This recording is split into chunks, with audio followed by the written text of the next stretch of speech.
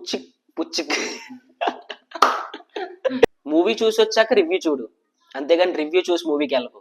కల్కి మూవీ ఒక రివ్యూ ఇచ్చాడు, ఆ రివ్యూకి మనం రివ్యూ చేస్తున్నాం.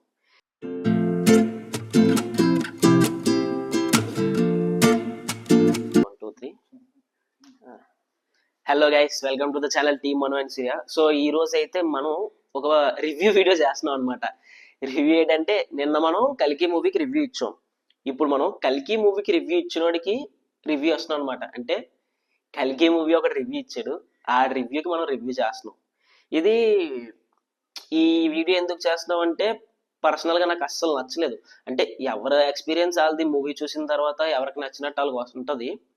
బట్ పర్సనల్గా నాకు మరీ అంత బ్యాడ్గా చెప్పాల్సిన ఏం లేదు మూవీలో, కానీ అలా చెప్తే నాకు అసలు నచ్చలేదు. సో దానికోసమనే ఇప్పుడు ఈ వీడియో అయితే చేస్తున్నాను అనమాట. ఫస్ట్ స్టార్టింగ్ ఏంటంటే, ఇది ఇంకా వీడియో చూడలేదు. ఆ రివ్యూ ఎవరో కాదు, అతను పూల చొక్క తెలిసే ఉంటది, యూట్యూబర్. మామూలుగా రివ్యూస్ మూవీస్ ఎక్కువ చూడడం అనమాట. నేను కూడా నిన్న కలిగి తీసుకెళ్తే వచ్చాడు. సో ఆ పూల చొక్క ఒక రివ్యూ పెట్టాడు. అంటే పెద్ద యూట్యూబర్ అని చెప్పేసి తను ఏం పెట్టినా చెల్తుంది అంటే అవ్వదు కదా. నాకు పర్సనల్ గా నచ్చలేదు, ఎవరెవరికి నచ్చిందో ఎవరికి నచ్చలేదో నాకు తెలియదు. నాకు పర్సనల్ గా అయితే రివ్యూ చెప్పడం నాకు అస్సలు నచ్చలేదు. సో నాతో పాటు ఎవరెవరికి నచ్చలేదో కూడా ఇప్పుడు తెలుసుకుందాం అని చెప్పి ఈ వీడియో అనమాట. ఇప్పుడు ఫస్ట్ ఆ వీడియో ప్లే చేస్తూ నాకు ఏంటైతే నచ్చలేదు, నిజంగా అలా ఉందా, ఎందుకంటే నేను సినిమా చూసాను, నా ఎక్స్పీరియన్స్ ఎలా ఉంటుంది. Theatre first day morning 5 AM షోకి వెళ్ళి చూసాం మేము. సో ఇప్పుడు ఈ వీడియో చూస్తూ నిజంగా అదే అలాగే ఉందా మూవీలో, లేదంటే ఇంకా బ్యాడ్ గా ఉందా, లేదా ఇంకా చాలా బాగుందా అనేది మాట్లాడు. మ్యాక్సిమం చాలా బాగుంది ఈ రివ్యూ, నేను చూసాను కాబట్టి వీడికి చూపిద్దాం ఆ రివ్యూ. ఈడి ఒపీనియన్ ఎలా ఉందో వీడియో మీద మనం తెలుసుకోవచ్చు. మీరు కూడా చూడండి, బాగా ఎంజాయ్ చేస్తారు ఈ వీడియో లాస్ట్ వరకు చూస్తే. ఇప్పుడు వీడియో స్టార్ట్ చేసేద్దాం, ఓకేనా? అదిరా వీడియో మొదలెడదాం. ఇప్పుడు ఏంటంటే, రివ్యూ ఇచ్చాడు పూల చొక్క అనే ఒక యూట్యూబర్. దేనికి? కల్కి మూవీకి. ఎలా ఇచ్చాడంటే, బాగాలేదు, ఇంక మామూలుగా చెప్తే బాగాలేదు, సినిమా బాగాలేదు, ఏదో ఒకసారి చూడడానికి. నేనేమనుకున్నానంటే, రివ్యూ స్టార్ట్ చేసిన వెంటనే ఇది నిజంగా కల్కి 2890కి వెళ్ళాడా, లేదంటే రాజశేఖర్ కల్కి మూవీకి వెళ్ళాడా అని అనుకున్నాను అనమాట. సో ఇప్పుడు ఆ కల్కి మూవీ గురించి ఈ రివ్యూ ఎలాగ ఇచ్చారు చూద్దాం అనమాట. ఇప్పుడు కూడా చూద్దాం, స్టార్టింగ్ ఇప్పుడు స్టార్ట్ చేస్తున్నాను. సో అందుకే ఈ సినిమాకి నేను ఇచ్చే రేటింగ్. ఈ సినిమా స్టోరీ చాలా సింపుల్ భయ్య. ఈ సినిమాలో కాంప్లెక్స్ అనే ఒక ప్లేస్ ఉంటుంది భయ్య, కానీ స్టోరీ అంత కాంప్లెక్స్గా ఉండదు. కల్కి భగవానుడు దీపిక కడుపులో పుడతాడు భయ్య. కమల్ హాసన్ ఏమో ఈ సినిమాలో కాళీ క్యారెక్టర్ ప్లే చేశారు భయ్య. సో కాళీ బేసికలీ కల్కి అనే గాడ్ని చంపడానికి ట్రై చేస్తుంటాడు. అశ్వత్థామ ప్లేడ్ బై అమితాబ్ బచ్చన్ కాపాడడానికి ట్రై చేస్తుంటాడు. సో కాపాడారా లేదా? ప్రభాస్ ఏం చేస్తున్నాడు ఈ సినిమాలో? అమితాబ్ బచ్చన్ గారు అశ్వత్థామ ఈ సినిమాలో. మరి ప్రభాస్ ఏంటి, ఏ క్యారెక్టర్ ప్లే చేశారు? You have to watch this movie to know that. ఇప్పుడు దాకా మీకు తెలిసిన మ్యాటర్ చెప్పాను, తెలియని మ్యాటర్ ఒకటి చెప్తాను, చూడండి. ఏంట్రా ఖాళీగా కూర్చున్నావు? రైట్స్ ఏం లేవా? ఎవరు ఎక్కట్లేదా? ఎందుకు? ఎందుకంటే వెయిట్ లాస్ ఈజీగా. కమల్ హాసన్ గారి క్యారెక్టర్కి ఒక మంచి చెక్కినట్టు చెక్కుతారు టీమ్ బాడీ స్కల్ప్టర్స్ కింద. అవును, ఇన్స్టాగ్రామ్ లో టీమ్ బాడీ స్కల్ప్టర్స్ అని ఒక పేజ్ ఉంది. వాళ్ళు చెప్పిన టిప్స్ ని ఫాలో అయ్యామనుకో వెయిట్ లాస్ ఈజీగా అయిపోతుంది. వాళ్ళ టీమ్ ఆఫ్ కోచెస్ జక్కన్న సినిమాని చెక్కినట్టు చెక్కుతారు team body sculptors. Welcome back after commercial break. Performances విషయానికి వస్తే అమితాబ్ బచ్చన్ గారు బాగా చేశారు భయ్య. కమల్ హాసన్ గారి క్యారెక్టర్ కి ఒక అసిస్టెంట్ ఉన్నాడు భయ్య, ఆయన కూడా బాగా చేశాడు. ఆయనకి స్క్రీన్ టైం చాలా ఎక్కువ ఉంది అందరితో కంపేర్ చేస్తే. కమల్ హాసన్ గారు ఈ సినిమాలో ఓన్లీ 2 scenes లో కనిపిస్తారు భయ్య. ఆయన క్యారెక్టర్ సెకండ్ పార్ట్ లో ఉంటుందేమో. మిగతా వాళ్ళకి అంత పెద్ద రోల్స్ లేవని చెప్పాలి. ప్రభాస్ కి స్క్రీన్ టైం కూడా అంత ఎక్కువ లేదు, కానీ ఉన్న పోర్షన్స్ లో బాగానే చేశాడు ఆయన. యాక్షన్ ఎపిసోడ్స్ అంత గ్రేట్ గా లేవు భయ్య, అన్ఫార్చునేట్లీ డిసప్పాయింట్ చేశాయని చెప్పాలి. యాక్షన్ ఎపిసోడ్స్ డిసప్పాయింట్ చేశాయంట. నేను చెప్తాను చూడు, యాక్షన్ ఎపిసోడ్స్ ఎంత చాలా కొత్తగా కనబడతాయి. యాక్షన్ ఎపిసోడ్స్ ఇప్పుడు యాక్షన్ ఎపిసోడ్స్ డిసప్పాయింట్ చేసాయంటే ఇప్పుడు ఏం కావాలి? హాలీవుడ్ లెవెల్ యాక్షన్ ఎపిసోడ్స్ ఉన్నాయి అక్కడ. ప్రభాస్ మనకి ఎంత హైట్ కనబడుతుంది, ప్రభాసే మనకి హైట్, చాలా హైట్ ఉంటాడు. అలాంటిది ప్రభాస్ మీద అమితాబ్ బచ్చన్ హైట్, వాళ్ళిద్దరి మధ్యలో యాక్షన్ సీన్స్ ఉంటాయి. అసలు నిజంగా ఎంత అదే కదా, అంత బాగుండే యాక్షన్ సీన్స్ కు సీడికి డిసప్పాయింట్ చేసేయంట. సారీ బ్రో, ఇడిగి అడిగి అనేస్తున్నానని ఏమనుకోద్దు, ఫ్లో వచ్చాను మరి నువ్వు ఇచ్చిన రివ్యూకి. సినిమా మొత్తం గ్రీన్ స్క్రీన్ లోనే తీసారని తెలిసిపోతుంటది భయ్య. గ్రీన్ స్క్రీన్ ఏంట్రా బాబు.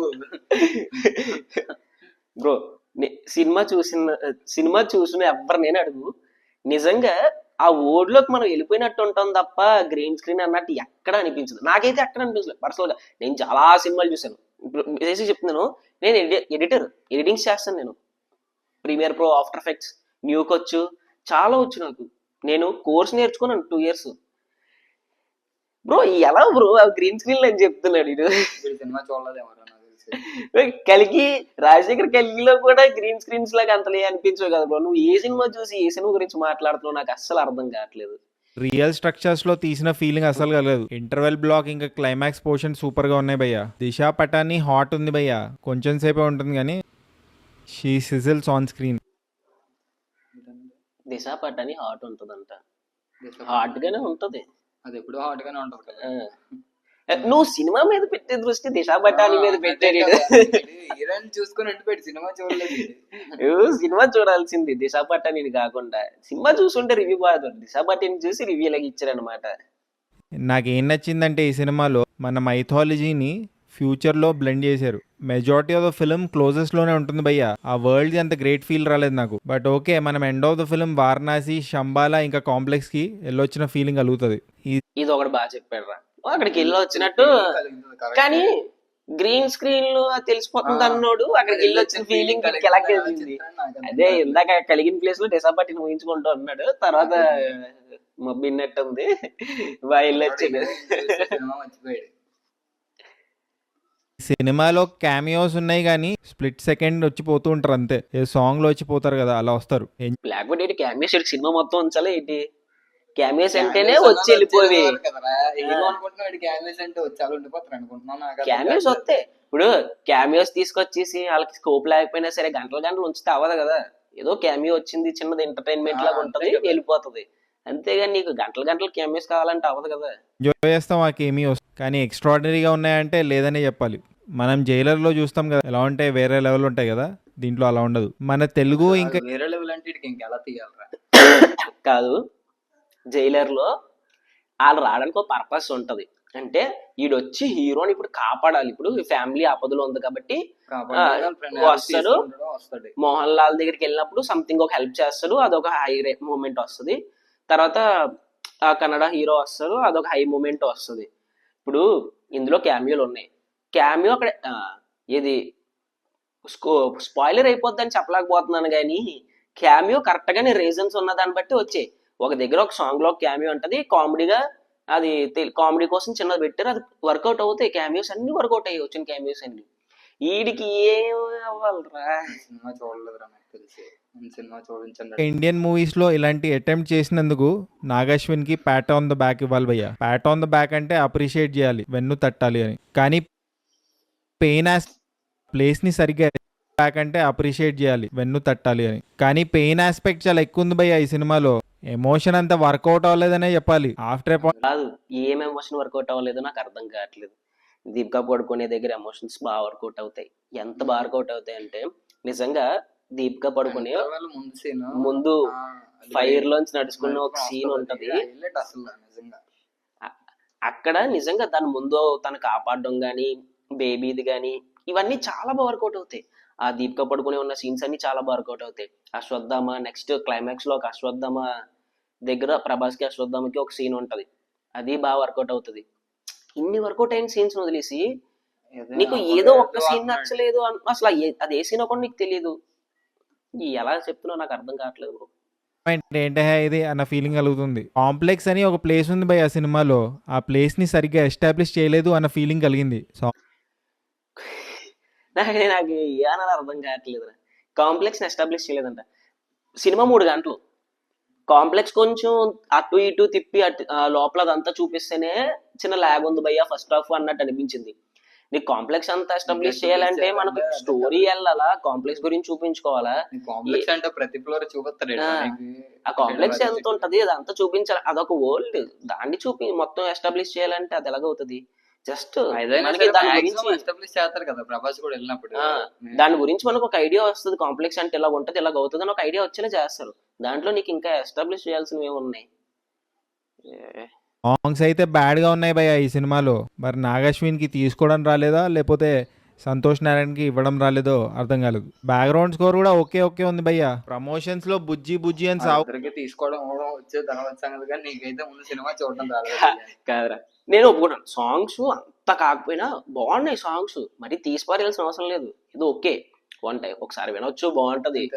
వెనక కొంచెం బాగుంటది మనకి, యావరేజ్ అయినా అవ్వచ్చు పోల్చుకుంటే. కానీ బీజిఎం బాగాలేదంటే మాత్రం ఒప్పుకున్నా, యావరేజ్ అన్నా సరే ఒప్పుకుని. ఎందుకంటే బీజిఎం తో ప్రతి సీన్ పక్క లేపాడు.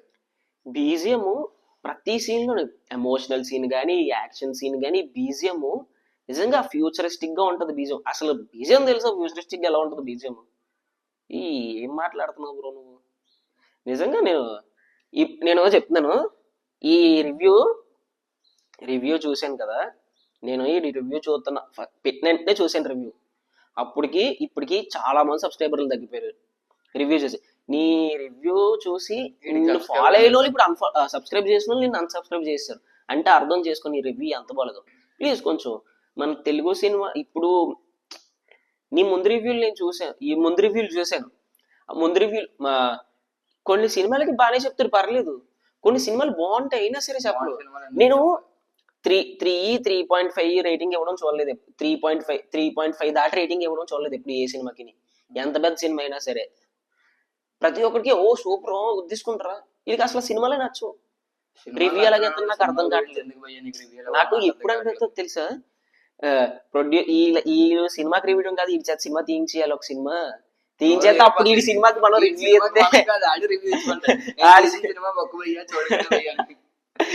నేను తీసిన సినిమాలో ఈ గ్రాఫిక్స్ బాగాలేదు, నాకు వేస్ట్, నాకు తీయడం రాదు, నాకు సినిమాలు తీయడం రాదు, నేను రివ్యూ ఇస్తాను బ్రో. కానీ నేను సినిమా గురించి చెప్తాను కానీ నాకు సినిమా తీయడం రాదు. సినిమా తీసి తీసిన నీకు వీలైతే మ్యాక్సిమం సపోర్ట్ చేయి, అంతేగాని తొక్కడం చూడు. ఎంత చూసి అంత ఎదవల సినిమా తీస్తే ఇప్పుడు నిజంగా బాగోపోతే చెప్పొచ్చు. ఇంత పెద్ద సినిమాని కూడా నువ్వు ట్రోల్ చేసి, నువ్వు ఏదో ట్రోల్ చేసి హైలైట్ అవుదాం అనుకుంటున్నావు, కానీ చూసిన ప్రతి ఒక్కరికి తెలిసే సినిమా ఎలా ఉన్నావు అన్నది. కాబట్టి నిన్ను తిరిగి ట్రోల్ చేస్తారు అందరూ. అంటే ఎప్పుడు అసలు సినిమాల గురించే మాట్లాడి మా ఛానల్లో ఫస్ట్ నిన్ను నీ కోసం నీ వల్ల ఇప్పుడు మాట్లాడదు. ట్రోలింగ్ చేయాల్సిన అవసరం మాకు లేదు. ఇది ట్రోలింగ్, నువ్వు ఆ సినిమా గురించి తప్పుగా మాట్లాడటం నీ తప్పు. ఇది ట్రోలింగ్ కూడా కాదు తెలుసా. నిజంగా అసలు వేస్ట్, మాట్లాడుకోవడం వేస్ట్. నీ గురించి నాకు అసలు నచ్చలేదు నువ్వు ఇచ్చిన రివ్యూ. కొట్టారు భయ్య. కీర్తి సురేష్ వాయిస్ బాగుంది కానీ ఆ కామెడీ అంత క్యూట్గా అనిపించలేదు నాకు. ఫస్ట్ హాఫ్ యావరేజ్గా ఉంది భయ్య, సెకండ్ హాఫ్ డీసెంట్గా ఉంది. చూడొచ్చా అంటే చూడండి భయ్య. ఇలాంటి బ్లెండ్ మైథాలజీని ఫ్యూచర్లో బ్లెండ్ చేసిన విధానం బాగుంది. ఈ సినిమా చూసాక మనకి డూన్, మ్యాడ్ మ్యాక్స్ ఎక్సెట్రా గుర్తురావు. ఒక ఫ్రెష్నెస్ అయితే ఉంది భయ్య ఆ సినిమాలో. ఆ ఫ్రెష్నెస్ కోసం చూసేయచ్చు. వావ్ ఏం సినిమా రా బాబు అన్న ఫీలింగ్ కలగకపోయినా సినిమా డీసెంట్గానే ఉంది కదా అన్న ఫీలింగ్ కలుగుతుంది. ఈ సినిమాలో కొన్ని ప్లేసెస్లోనే నేను హై ఫీల్ అయ్యాను భయ్య. సో అందుకే ఈ సినిమాకి నేను ఇచ్చే రేటింగ్ 2.95 టమాటోస్ భయ్య. ఒకవేళ మీరు ఈ సినిమా చూసి 2.9 అట. ఏమనుకుంటున్నాడు అసలు? ముందు బుజ్జికి ప్రభాస్కి సీన్స్ నచ్చలేదు అన్నాడు. బుజ్జికి ప్రభాస్కి సీన్స్ చాలా బాగుంటాయి, మధ్యలో స్టార్టింగ్ లోనే ఉంటది. స్టార్టింగ్ నుంచి ఎండింగ్ కి అక్కడక్కడ అలా వస్తూ ఉంటాయి.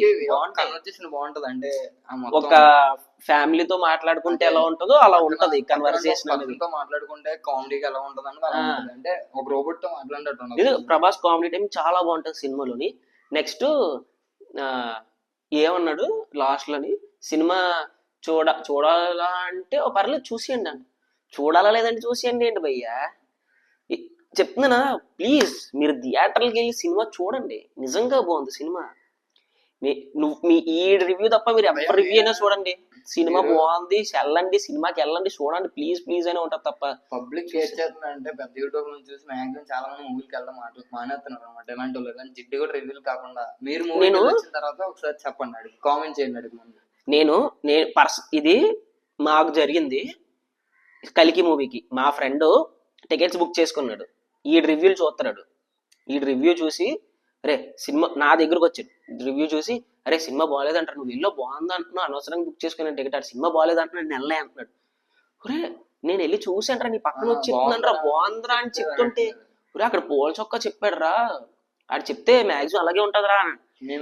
మిమ్మల్ని మీరేమో చాలా తొక్కుతున్నారు. మీ మీద ఇంత నమ్మకం ఉన్నందుకు మీరు జెన్యున్ గా రివ్యూ ఇవ్వాలి భయ్యా. ఇలాగా బాగున్న దాన్ని కూడా బాగాలేదు, వేస్ట్, ఒకసారి చూసి పర్లేదు చూసేయండి, ఏదో తీసి అడుగుతున్నట్టు ఉంది, ఒకసారి చూసేయండి పర్లేదు, ఏదో ఏదో ఎలాగంటే ఇప్పుడు నేను సినిమా తీసి ఒకసారి చూసేయండి పర్లేదు చూసేయండి అన్నట్టు ఉంది నిజంగా.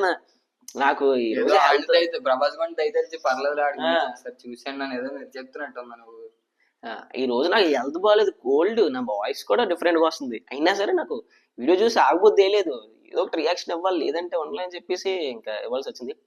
సో లాస్ట్ లో 2.95 టమాటోస్ ఇచ్చాడు. ఈ వీడియోకి నేను ఎంత ఇస్తున్నాను తెలుసా, 0.5 టమాటోస్. ఆ 0.5 కూడా దేనికంటే మధ్యలో మహాభారతాన్ని ఫ్యూచర్ ని బాగా బ్లెండ్ చేశారు, బాగున్నా బాగా చూపించా బాగా చెప్పాడు, దానికోసం 0.5 టమాటోస్. పుచ్చి పుచ్చి ఓకే గైస్, సో గుర్తెట్టుకోండి, ఇది రివ్యూ చూసి మూవీకి వెళ్ళడం ముందు వదిలేండి. మీరు మూవీకి వెళ్ళి వచ్చిన తర్వాత రివ్యూ ఇచ్చినట్టు కామెంట్ ఇవ్వండి. మూవీ చూసి వచ్చాక రివ్యూ చూడు, అంతేగాని రివ్యూ చూసి మూవీకి వెళ్ళకు. బాగా సీరియస్ గా చెప్పు లాస్ట్ లో. మొత్తానికి వీడియో ఇది భయ్యా. మా వీడియో మీకు ఎలా నచ్చిందో అయితే కామెంట్ చేయండి. అండ్ అలాగే మా దాంట్లో కూడా కలికి రివ్యూ పెట్టాం, అంటే రివ్యూలా కాదు, ఒక ఎక్స్పీరియన్స్ లాగా నేనే చెప్పి పెట్టాను అనమాట. సో ఒకసారి అది కూడా లుక్ వేయండి. నేను చెప్పిన దాంట్లో ఏమైనా తప్పులు ఉంటే దానికి కూడా కమెంట్ చేయండి, అది లాస్ట్ ఎండింగ్ లో వీడియో అయితే ఇస్తాం. సో ప్లీజ్ లైక్ చేయండి, షేర్ చేయండి అండ్ సబ్స్క్రైబ్ చేసుకోండి. Please subscribe to team Manu and Surya. అలాగే ఇంకా మంచి మరిన్ని వీడియోస్తో మీకైతే ఎంటర్టైన్ చేస్తూ ఉంటాం. అంతవరకు బాయ్, మళ్ళీ ఇంకో వీడియోతో మళ్ళీ కలుద్దాం. బాయ్.